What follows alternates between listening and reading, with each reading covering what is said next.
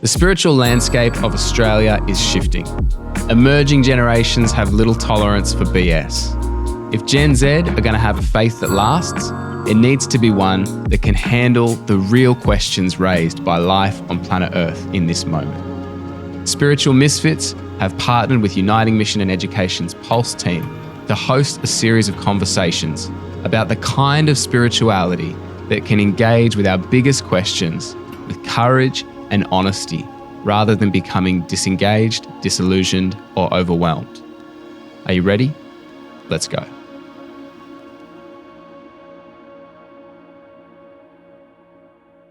Well, Sarah, James, I'm so grateful for your willingness to be part of this big and important conversation around mental health, spirituality, loneliness, and what it's like for young people growing up today in Australia, potentially in or around the church.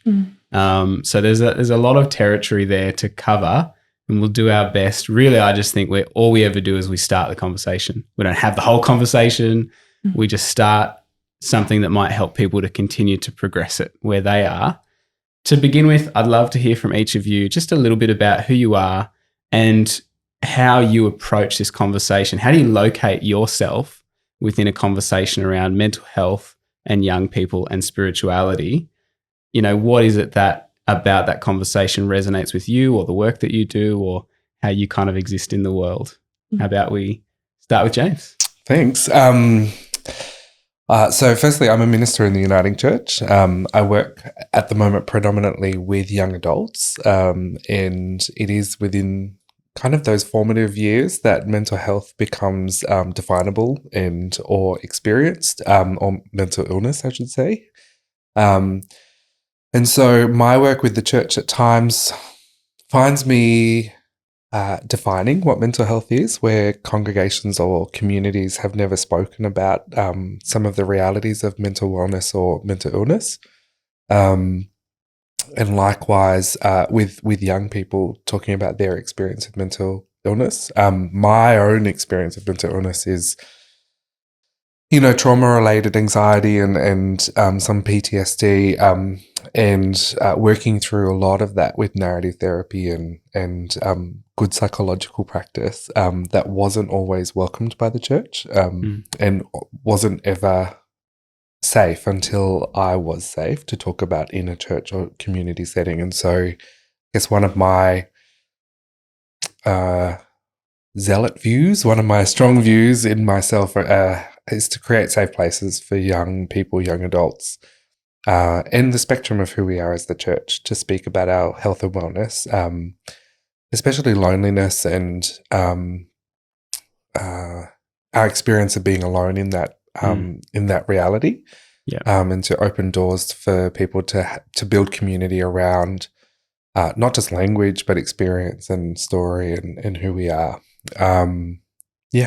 That's short. That's but great. Sweet. Thank you, James. I acknowledge the vulnerability of entering this conversation, and just I'm really grateful for your willingness to share of your expertise, experience, and heart in this space. Thanks. How about you, Sarah? Tell us a little bit about who you are and how you locate yourself within this conversation. Well, I'm a mental health chaplain into the public health system. Relatively new to that space, have been a chaplain for a little while now and involved with ministry for a long time, but most recently and exploring going into the Uniting Church as a minister of some form. So, mental health is a relatively new field for me. So I feel like it's a voyage of discovery, and that I feel a little bit, this is a bit cliched, but I feel like I've found my tribe, and that sense of being, it's a self-acceptance, the acceptance of people who are going through really difficult times. Their life is so impacted. I'm at the point of meeting people and supporting people and journeying with them. We walk along the path together. People who are whose lives are very altered by their mental health situation, their inability to deal with reality or to make sense of what's going on around them. It's it's very humbling, and I feel like I'm pushed and stretched and grown and gifted by being in places where there are people who are doing the best that they can, and there's an amazing level of support for them. It's not perfect. The situation is certainly far from perfect in public health, but it's extraordinary to be part of it and to have to feel a sense of being welcomed. That's what I am most, I think, surprised by is just it. I guess I was warned against going into mental health, and yet stepping into that space and feeling that the parts of me that don't make sense or are hidden are there, and it's okay. Yeah. Very profound and important work, and to be a chaplain in that space is a really significant presence, I imagine. And just as you receive, I'm sure that your being there is a real comfort to people that you work with. If we think, like, kind of broadly speaking, I think the cultural conversation around mental health has, really increased in recent years. And there's certainly, I would think, at like the average level, a greater level of awareness and understanding around at least some of the common kind of mental health language and concepts. Has the church caught up? I wonder if you think about your experiences as well as maybe thinking about, what you observe more broadly. Do we feel like the church is kind of having the conversation it needs to be having around mental health, understanding, awareness, education? Or is the church kind of maybe a little bit behind the conversation at a broader level? It's a really complicated answer. You are the church in community, doing the work of the church in community. And so in many aspects, the church has caught up. I think all of community, if there are people self-harming and people getting to a point of physical and psychosocial harm and psychological harm in their lives and not being treated, then it's actually a reflection on the whole society. I don't know that it's any church or any faith or any part of community that finds mental health hard to talk about. But we do often do that as human beings, find things that are too hard to talk about and hide away from them. And so you're right, society is moving forward, and there are pockets of the church that need to do more work as much as there are, and I'm not batting for the church, trust me, I'll be the first to call the church to account, but we all as a community of people need to not hide away from the conversation, I think. I think you're right that it can only really be embraced as a conversation that actually needs to be very collaborative. Yeah. It needs to cut across different fields, faiths, groups. Yeah. Feel free to disagree, but I think it is a complicated answer. It's not straightforward because it just depends. Depends on so many parts and factors. And there are parts of the church that are more open to this, to being and have greater awareness, and some less. But I think that there's much to be contributed. There's many parts to the puzzle, and there's many people that can contribute the parts to the puzzle. So there's this sense of wanting to value all the different parts. But I think at the basis of it, there needs to be an awareness of what mental health is and looks like, and that sense of connection to self, like we are part of, that we're not separate from. Yes. And it can be comforting but ultimately unrealistic to separate ourselves from people that are different, other, and there's a sense, unless we're able to realise that sense of deep connection that exists, that it's very difficult to identify with and to assist people because we're not connected to our own self. So that comes back to the loneliness thing. I think that there's a deep sense of self-loneliness that exists with people, and the church is just another place where people are disconnected. But we're called to be deeply connected, and that's across all the aspects of life, mental health being one aspect of life. Beautifully put. And I think we yearn for connection, but we also yearn to hear our own struggle narrative story behind pulpits and behind TV shows and behind like all these different spaces in our lives. I don't know who said it, but somebody said proximity eliminates prejudice. So when we think about mental wellness and mental illness, and the more that we open the door to that conversation as much as we do to knowing our Indigenous brothers and sisters or knowing queer family and so on, and opening the door to those stories, which is what you've just said, I guess that eliminates any kind of prejudicial view that we might have about what mental illness or wellness might look like. It's often said, I never knew that he or she was going through that until sometimes too late, or until they end up in an acute ward or in acute care, which, no shame, but for a community to not know somebody says that they're doing some deep, lonely work when they might not need to. Well, that's the thing, right? It's we know that in every community there are people at all different stages with their mental health and well-being. And if we think just about young people, we know, the stats, for example, there was a survey by Mission Australia in 2022 that found that almost 3 in 10 young people indicated high psychological distress, and almost 1/4 felt lonely all or most of the time. So any community with young people, and that's just young people, but the mental health stats obviously stretch across the generations.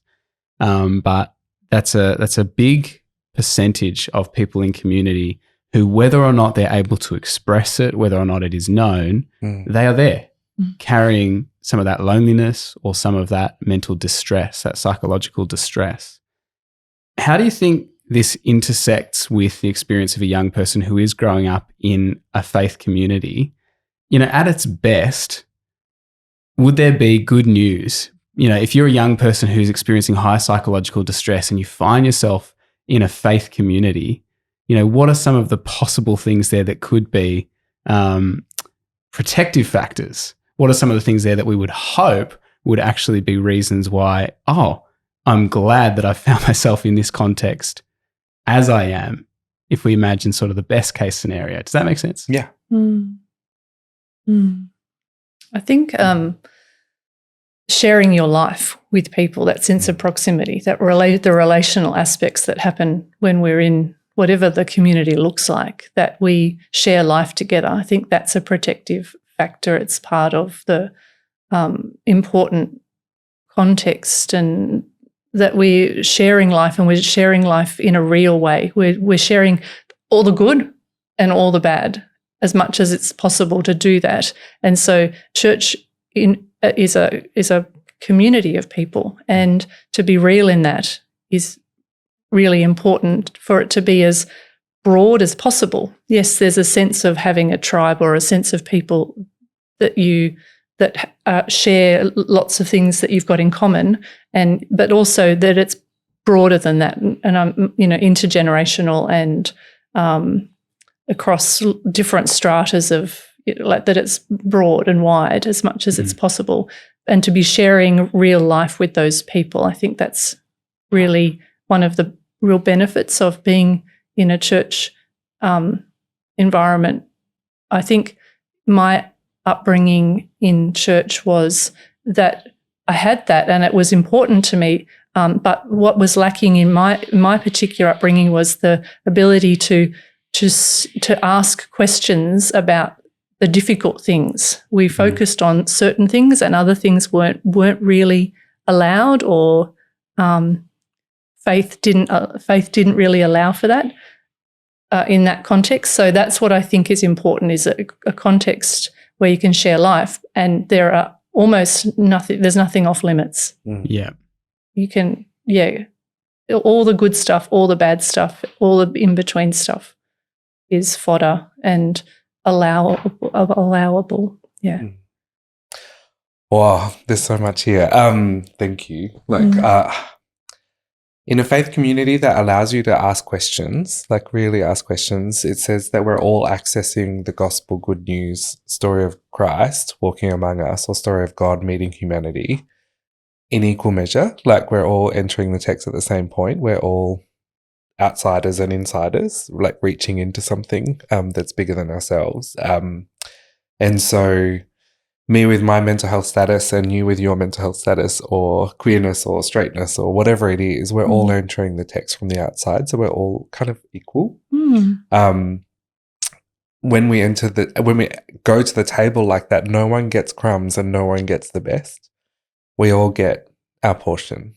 And so for me, entering into community that's not always been like that, but that I can influence and shape to be almost like that, and ask the question about who is here and who is not here, and what experience is here and what experience isn't here, is one of those key questions. I've got a bit of a leg up in the sense that this is my office where we're filming this, and behind the camera just here is a list of names of people that I am in contact with on a regular basis and check in with, and they check in and keep us accountable to the work that we do. And I think that's part of community as well, is that sense of knowing each other, but also being accountable to each other. When I am walking through a mental health, I wouldn't say crisis these days, but episode, when I'm walking through my own personal mental health episode, there are 3 or 4 people in the church community that I belong to, that I sing with, that I bring potluck meals to, that I, gather around a communion with. There are 3 or 4 people in that community who will know, who I will reach out to and text or email or call and say, this is happening for me right now. And they'll say, great, thanks for letting us know. And in a couple of days, I'll get a text from one. And then in a few days after that, I'll get a text from another one, because I know that my name is on somebody else's wall somewhere else to check in with me. And that's part of being, I think, in a church community. Yeah. That was a big answer as well. Sorry, there was a lot there. Answer. Well, it's a beautiful answer. I mean, one of the things I think is kind of emerging in the conversation so far is that when there is a level of space for honesty and for authenticity in community, that can be such a powerful thing when people feel like they can be seen as they are. The flip side of that, and perhaps this feeds into the loneliness stuff, is that you can be in a community, you can be in a room, and yet you can feel like you are invisible, you are unseen, you aren't able to ask the questions, or you aren't able to say who I really am or what I'm really going through. And so we do have, as well as some significant mental health challenges, we do have this kind of loneliness epidemic playing out right now in Australia, and probably in plenty of parts of planet Earth, really, where we're hyper-connected in some ways and yet alone. I wonder if we could chat a little bit about, in terms of a faith community, what are the things that help to create that sort of proximity that goes beyond just being in the room together, but being able to be honest and authentic? What builds a culture like that? Or what are the things you've maybe witnessed or experienced that actually block that and stop that from being the experience people have in community? I think being vulnerable is it's not easy to be real and vulnerable. I guess it's just to acknowledge the difficulty of that, but that's what draws. It allows other people to be vulnerable. Someone has to lead in that space. And so it can come from so many places within a church community, but it has to be there. It has to be vulnerability. And that Can I add to that? Yes, please. We asked a bunch of young adults and young people what was missing from the pulpit, and they said vulnerability.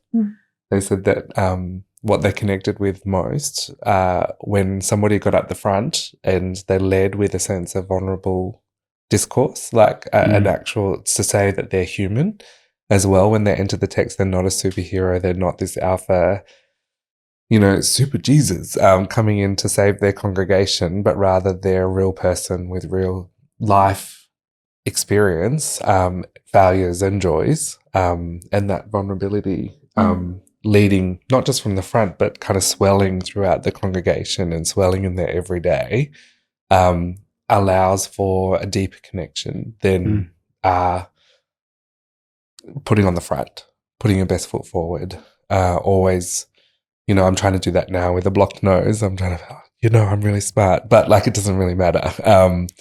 Like leading with that sense of like we all get colds, we all stumble. We all suffer from mental health conditions, maybe not in the sense of it being a diagnosed thing, but that's been a big learning for me is that, and I think it's such a beautiful connection that on the continuum of health, mental health, we're all on it and we move along it, and it's okay to not be coping so well and to say I'm not coping so well, to admit that it's not a failing, it's human, and it connects us. What connects us is all of life. And I think when you were speaking about vulnerability, that it and where does it come from? How do we lead vulnerably? Well, it has to come from lots of places. It has to come from lots of places. It's what I notice is that culturally the church struggles with having a leader, the person at the front that's giving the message or holding the space. It's difficult to be vulnerable without. It's really hard boundary. There's boundary issues there, and it's hard to do it with professionalism, with a sense of doing the job well. Well, what does it mean to be a leader in the church, to hold the authority? Well, I think my sense is that we look to Jesus in that space because he did hold the boundary there. He was able to do it real, authentic, vulnerably, but with strength, with a sense of knowing boundaries and not being dangerous, at that sense of safety as a person. He didn't expose. It's a really tricky thing to try to, but it can be done.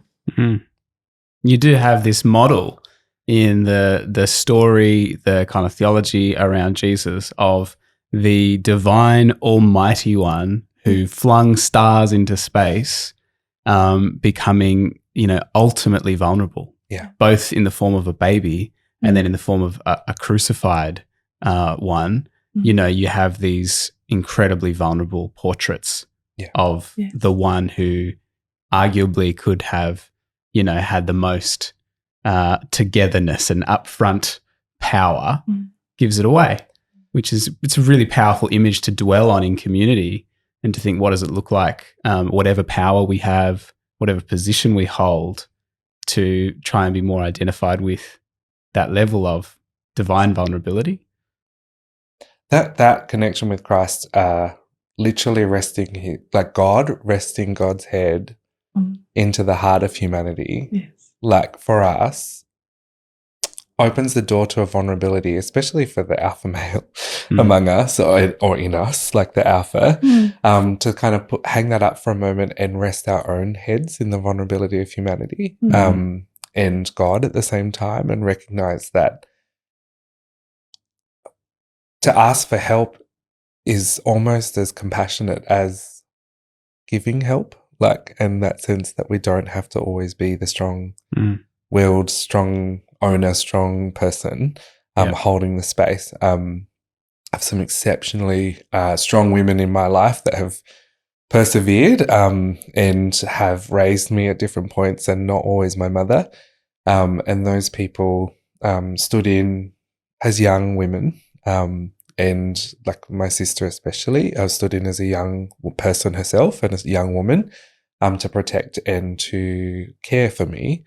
But likewise, since she's had children, she's reached out to me and asked for rest and asked for help, and for me to come and pick up her children. And for her, that vulnerability broke me, like in the sense of this beauty of being able to step back into caring for. And I think that is, don't do it alone. Like if you're like, this is, you can say it again and again and again. We all have experience where we've been alone and we've been doing it tough. We've been walking through the shadow and so on, and screaming out to God, like, where the hey are you? Like, heck, hell, where are you?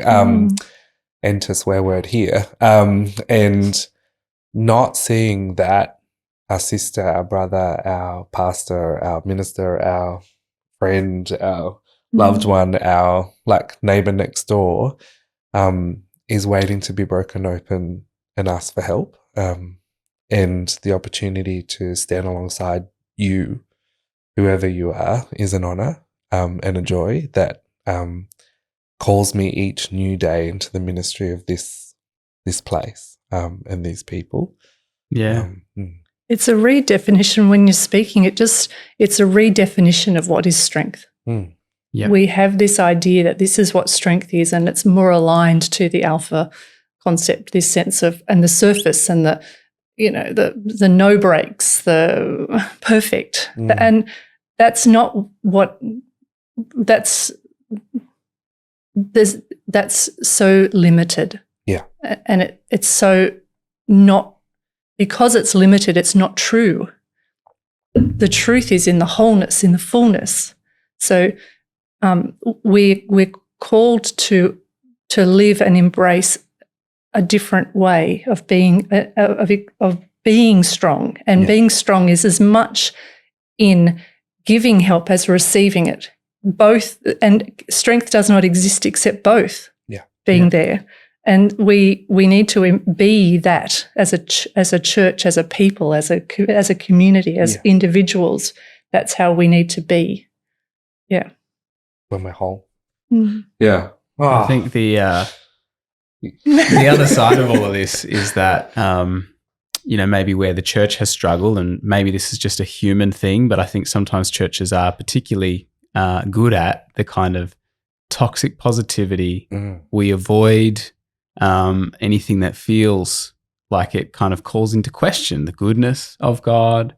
So at its worst, this looks like things like just kind of praying it away. Someone's got a mental health condition. Well, we pray for them and it should be gone. They should be cured of it. This kind of like, or if it continues, we just ignore it. We can't talk about that. We can't bring that out into the light because it doesn't belong in this place of goodness and beauty. And, so there can be this sort of like pretending that if we allow that vulnerability to enter, we're actually somehow muddying the waters of what is supposed to be a community of joy and light and wholeness. But actually that's all pretty surface level. What thoughts does that bring up for you in terms of the church's tendency at times to be overly triumphalistic or positive? How can we create more space for the difficulty that's not a distraction from the goodness of God, but maybe the place where actually we experience it most tangibly?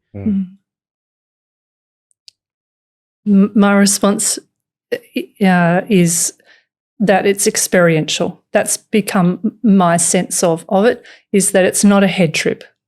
That if I keep faith in my head as a matter of belief, then I have a tendency, and I think the church has a tendency to stay on the surface and to embrace or to be in ways that are not whole. It's this becomes a separated existence.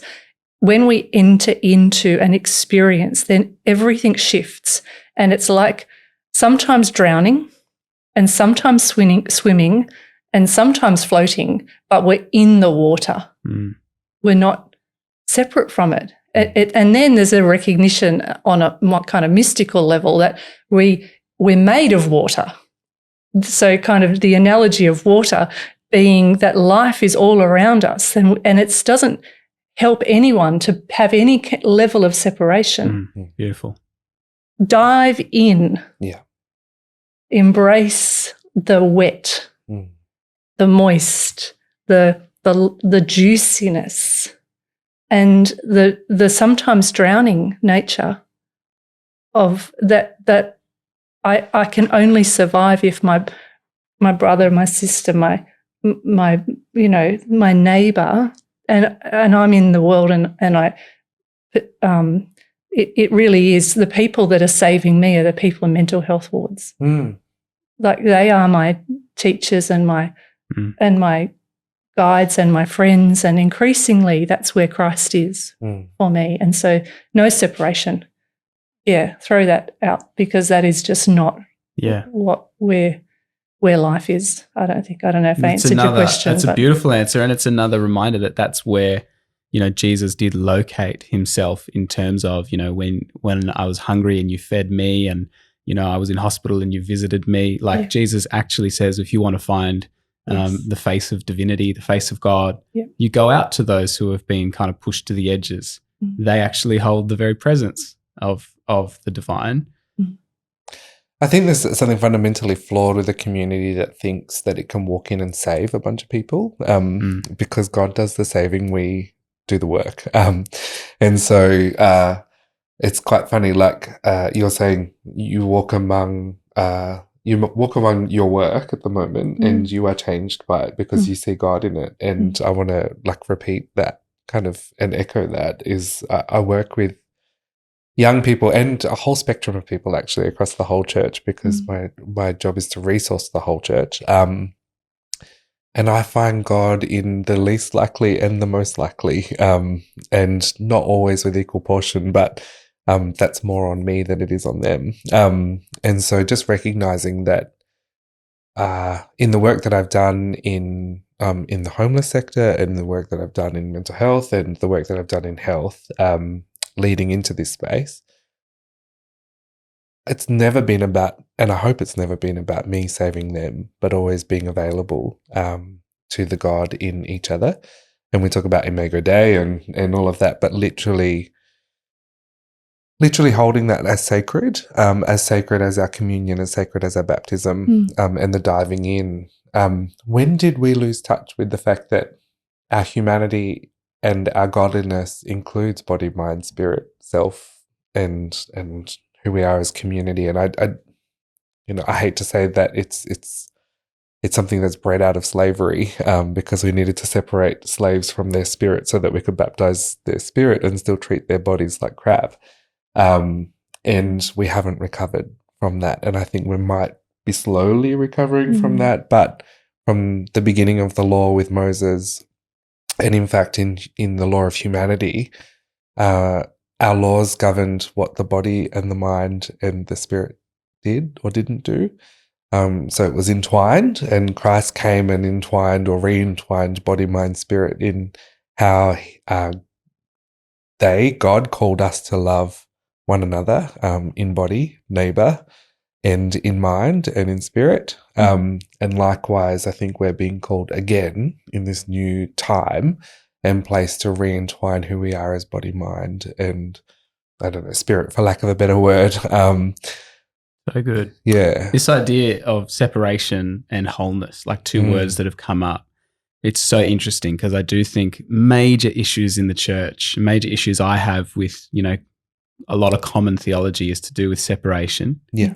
And where I see, God and people and creation have been kind of split apart in terms of our mental models.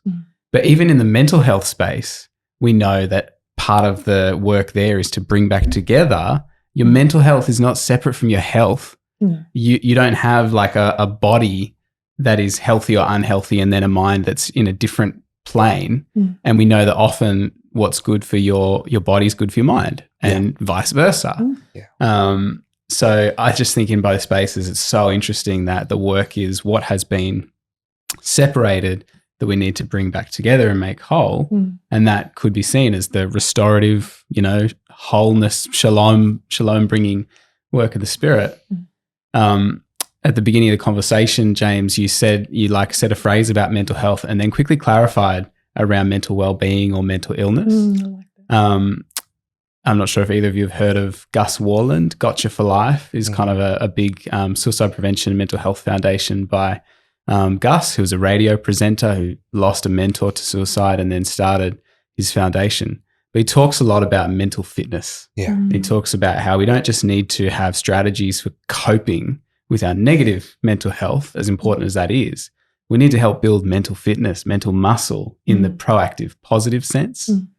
What would it look like for a generation of young people, young adults, for 18-year-olds to be learning mental fitness in the church? What would that look like in terms of their connection, their spirituality, their way of engaging with the world?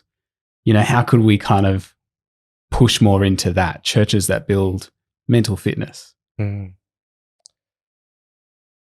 Talk about it. As a community, I really believe that sharing each other's narrative and actually being available to each other, getting informed. So for churches to actually realize that I'm a minister, I'm not a registered psychologist or otherwise, and so inviting like professionals into that space where we haven't previously done that. I keep thinking of a donut of resilience where we have like this kind of this merry-go-round of connect, communicate, discern and integrate, and then a step back into connect, communicate, and just follow this kind of cycle of who we are as an individual, but who we are as a community. And so you kind of journey that donut or circle or cycle or whatever you want to call it as a community. For me, my experience, sorry, I'll jump it back into my experience for a moment, but I'm really lucky. I'm something that I experience mental wellness and mental illness in my body in the sense that my anxiety fuels disordered eating. And so I know when I'm anxious because I'm practicing disordered eating. And so my mental fitness comes into question with my physical fitness because I start to feel unwell, tired, and to recognize the signs that my body is not being fueled how it needs to be. And so there's this, it had to happen hand in hand, that my physical and my mental fitness had to literally go hand in hand. And so that cycle that I just spoke through was something that I had to really build a community of people, faith, because I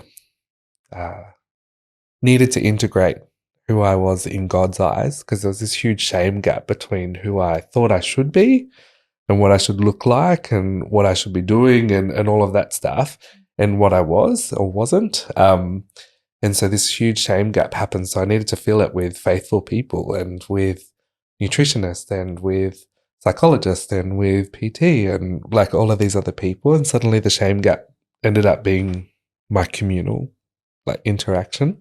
And so maybe that's part of how we can be community. I hope that. And it's a great example. And you're not the only one, James, who, you know, there are clues in your body. I mean, it's true for everyone, right? Clues in your body for whether your mental, you know, state is unwell or well. And to help people have an awareness of, you know, your spirituality comes down to being able to recognize how what your body is asking for is a valid request. Yeah. So answer it and be well. Yeah. In the name of Jesus, kind of thing. Yeah. Yeah. What does that bring up for you, Sarah, as you think about mental fitness and how we kind of increase that in communities? One of the areas that I've found very helpful for my own sense of connection, that sense of integration, is spiritual practices. And it's something that I feel is like this hidden treasure that we can bring into the conversation and into practice. It's a practice. It's that sense of building the muscle or the fitness. When you spoke about fitness, I think about, well, the way that we get fit is to do something, to repeat it over and over. And so practices are those things that out of the traditions. And for me, it's not just Christian traditions, it's across all spiritual traditions because there's so much similarity and so much beauty. So that's what I have found for my own self on my own journey of becoming an integrated person, or all the levels of myself kind of being valued and being connected, becoming more connected. And it's something that I'm seeking to bring into the mental health spaces, because in the mental health contexts where I am in hospital, it's the focus is on mental health and stabilising that, often with pharmaceutical interventions as the kind of mainstay, as well as some psychological elements to that as well. Then it's a hospital environment, so the body is, or the physicality is part of that as part of it, but not the focus, but it's there. But anything other than that is not considered. So it's about trying to figure out ways to bring other aspects that give people something that they can focus on. So personally, labyrinth walking has become important, and it's there's an amazing wisdom to that, which is bodily, which is mental, which is spiritual. There's this kind of holistic nature to it. The practice of Dardidi, the Indigenous practice of deep listening and inner stillness, and meditative practices, mindfulness practices, all of these are, there's so many. The world's spiritual traditions are full of ways of becoming whole and healthy across all of our whole self. So that's what I think the church, if we're going to create spaces, I think that we need to be looking to bring back some of these into our common practice. It's not just a head trip. Yeah. We need to seek ways of integrating. And there's very little time for humanity to just stop at the moment and to be present to one another or to themselves. Yeah.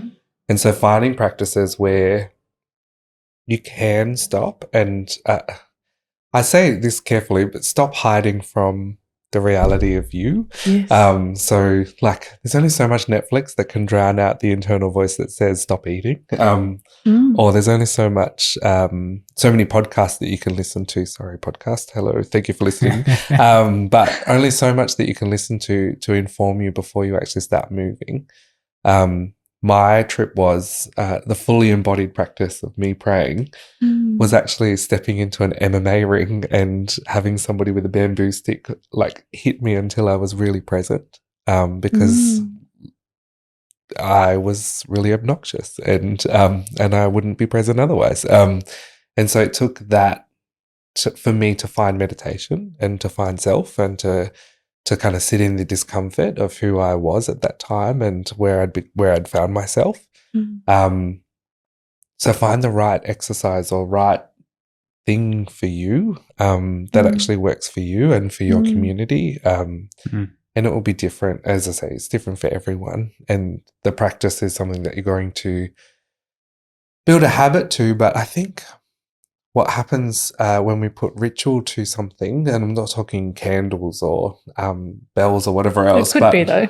Yeah, it could be. Yeah. Like ritual's ritual, but it's individual, it's personal, and it's communal as well. And you attach this meaning yes, that it's says this is how vessel, I connect. a vessel of meaning. Yeah. That's a ritual. Yeah. And you step into it. And for me, stepping into a boxing ring was going up and seeing the person I trusted with my life, literally, and nodding and acknowledging them, and then bowing towards the person who I was about to face, and being present to them. And that ritual created a deeper meaning for me to step into that. And now I've carried that into other aspects of my life that gives me resilience and integrates a sense of taking my wellness with me. And so finding those beautiful things. Yeah, it is. It's so personal.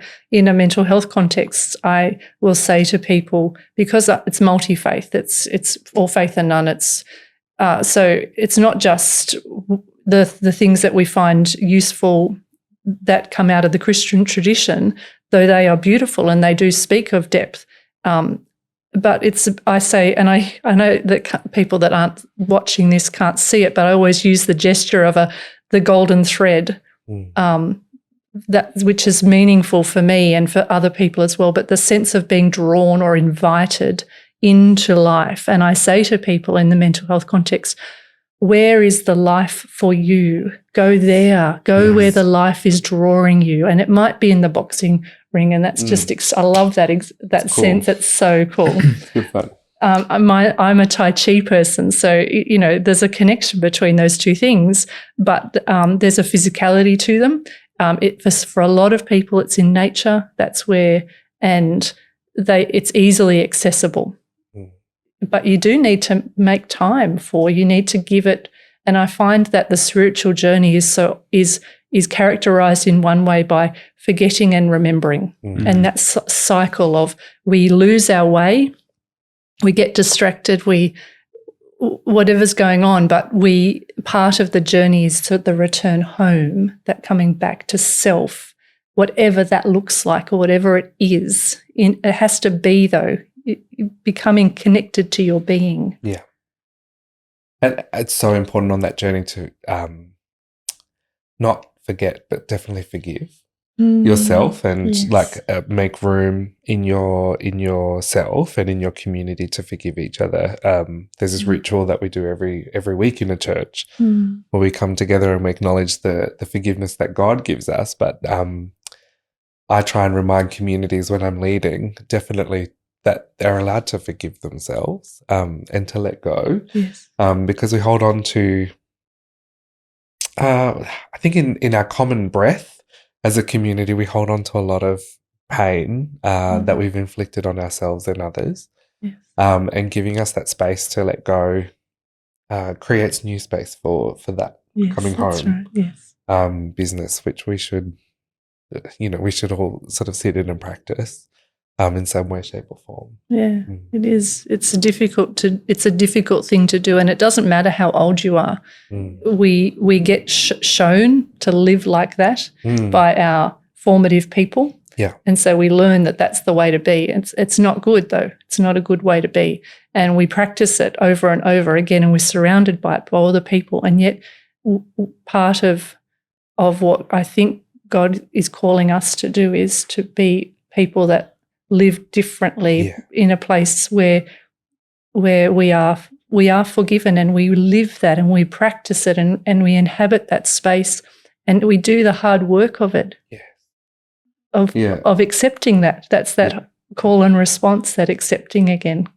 Yeah. And context is so much. Like, we do live in a narrative world where a world of narrative where shame is expensive. Like, you don't have enough, you are not enough, you can't ever be enough, and you won't ever attain enough. And so what happens when you turn that over? Yes, the flip side. You're in a community where you've created space to come home, where you are enough, where you have enough, where you have already attained enough, and you can just be you here.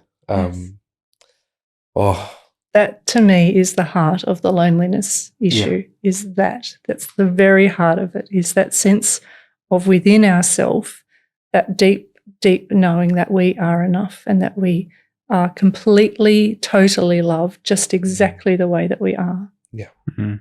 And we're called to become more, but it's more of who we are already.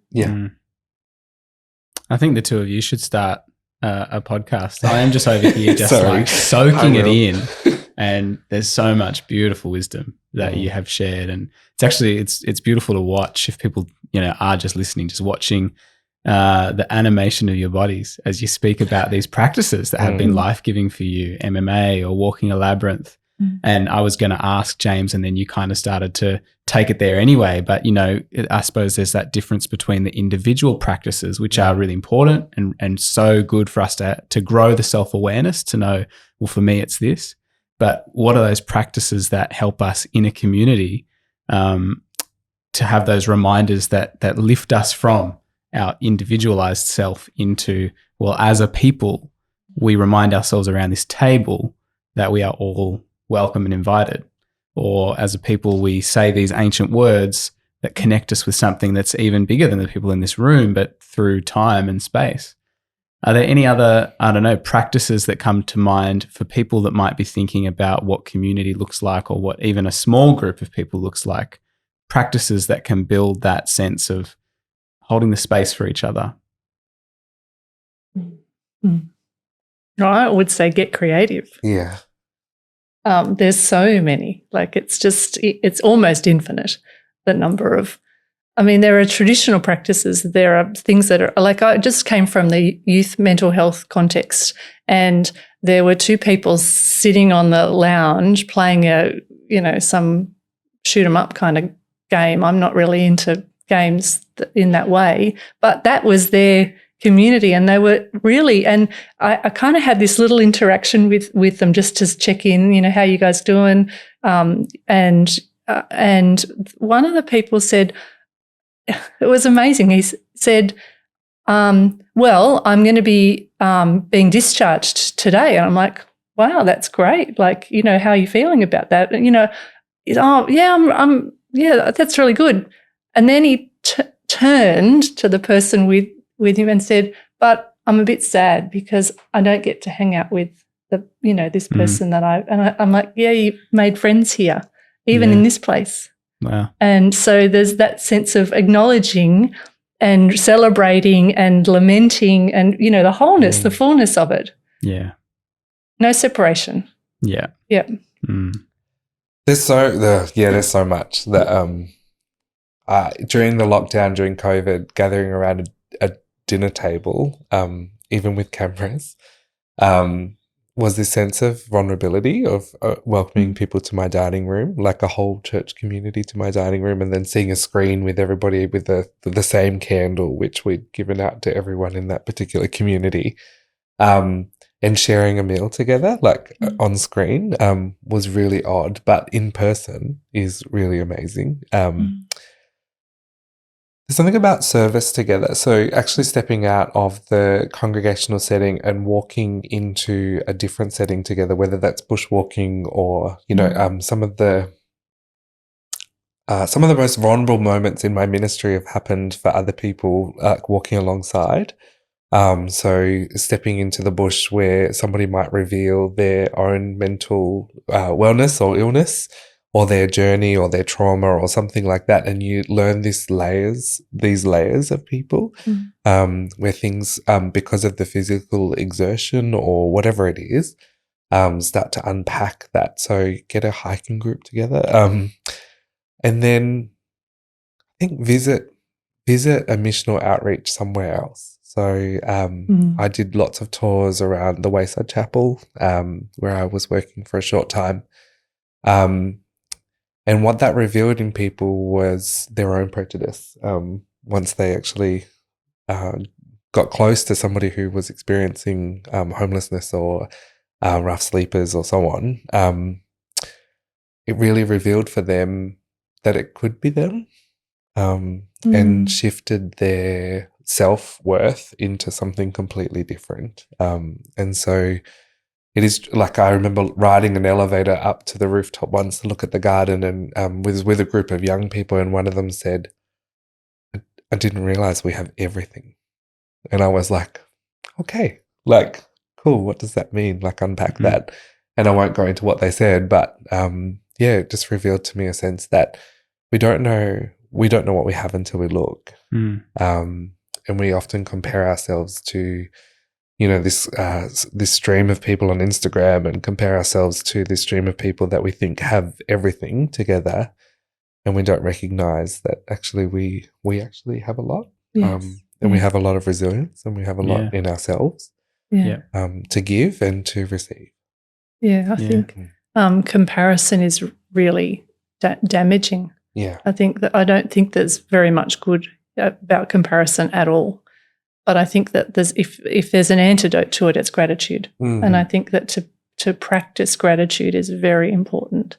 And I think you can do it by yourself, but I think there's so much beauty in practicing that together. Yeah. And to then comparison is okay. Yeah.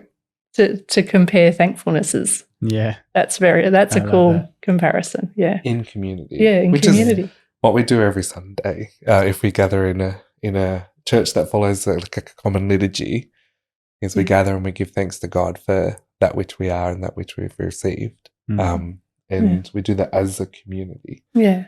And it can be real and vulnerable. And Yes, yeah, that's right. And you get to, I think there's so much beauty in listening to what other people share, and if that's what they're thankful for, but it gives the breadth of, because, everyone is thankful for different but similar. We have that sense of the uniqueness and the commonness that's held in that space. So, I think, and I really agree with what you said about serving. I think that, and putting yourself into a place of being vulnerable. That's that sense of step into that where there's a little bit of, I'm not so sure about this. So not, holding safety, like don't step into danger, but and know your own, that's too far for me, or that, and being with other people that can support you is important. But to step into the space of, I'm not comfortable. I think there's a fallacy about comfort. Yeah. Life is not about comfort. Yeah. That's danger. If you're talking safety and danger, spiritual safety is a safe place is spiritually dangerous. So I think step into that where you go, I don't know about this, and the revelation, the enlightenment that comes, the sense of becoming more open, increased capacity, all these things, there's spiritual things that happen. And it gives perspective, which I think is so good for our mental health, to be able to see the breadth of life. It's not just our little section. That's not the only perspective there's your perspective, there's your perspective, and there's the perspective of this whole community that I've stepped into. Oh, okay. Yeah. Well, Sarah and James, thank you so much for this very rich conversation that, we're talking about heavy things, but I feel light as I hear all of the ways that we've described in terms of, allowing people to become more fully who they are and to step into that wholeness and to do it in community. Huge thank you to both of you for your time and your vulnerability in this conversation. And I hope for people who are listening or watching, it does kind of give you the sense that there is a whole world of possibility if we step into those vulnerable spaces and we open up and allow ourselves to see and be seen. Beautiful things happen there. Thanks, Will. Thank you. Thank you very much. Thank you. Well, hopefully that episode has given you some thoughts to continue to chew. The conversation doesn't end now, it begins. Make sure that you continue to talk to your friends, family, neighbors, whoever, about the things that were raised in this episode. This was brought to you by Spiritual Misfits and the Uniting Mission and Education Pulse team. And if you go into the show notes with this episode, you can follow us on social media, join the Facebook groups, keep the conversation going.